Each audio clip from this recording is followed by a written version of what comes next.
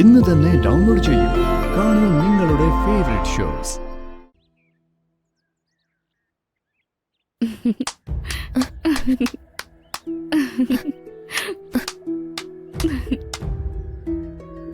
അമ്മുവിന്റെ പാട്ട് നന്നായിരുന്നു. Super. Congratulations. അമ്മ പാട്ട് പഠിച്ചിട്ടുണ്ടോ?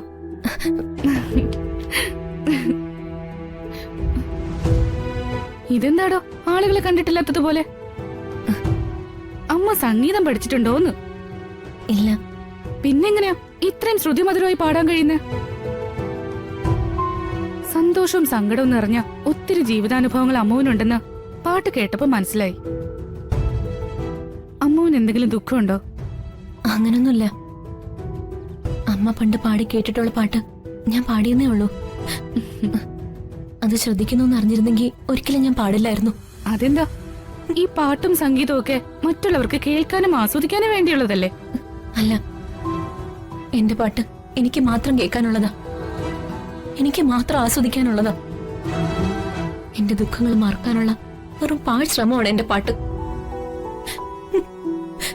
ദയവായി അതിനെ മഹത്തരമായ സംഗീതം എന്ന് വിളിക്കരുത്. ചേച്ചേ, എന്താ അമ്മു ഇതൊക്കെ? ഇമ്പമുള്ള പാട്ടും ഈ കരച്ചിലും തമ്മില് തീരെ മാച്ച് ആവുന്നില്ലല്ലോ. റിലാക്സ്. എന്താ നിന്റെ ദുഃഖം? പറ അമ്മു. എനിക്ക് അച്ഛനെ അമ്മയെ നഷ്ടപ്പെട്ടു.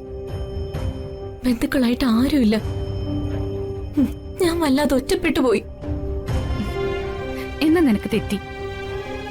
ഒറ്റയ്ക്കല്ല നീ, നിനക്ക് എല്ലാവരും ഉണ്ട്. സ്നേഹത്തിനും സഹാനുഭൂതിക്കും ഒക്കെ പേര് കേട്ട കോവിലകത്താ നീ വന്നിരിക്കുന്നെ. നീ വേലക്കാരിയല്ല, സ്വന്തം മകളെ പോലെയാണെന്നാ സംഗീതമ്മ പറഞ്ഞിരിക്കുന്നെ.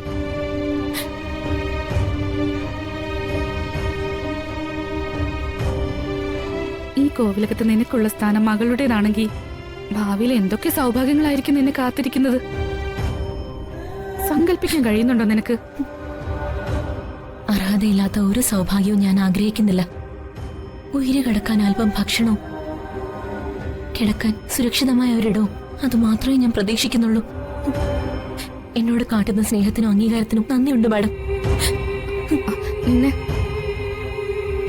ഈ മാഡം ഒന്ന് വിളി കേൾക്കുമ്പോ ഞാൻ തമ്പുരാട്ടിയും അമ്മ വേലക്കാരിയാണെന്ന് ഫീലിംഗ് ഉണ്ടാവുന്നു.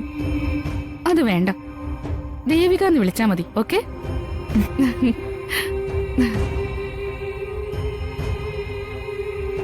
പാവ അമ്മു അവഗണിക്കപ്പെടേണ്ടവളല്ല, പരിഗണിക്കപ്പെടേണ്ടവള് തന്നെയാ.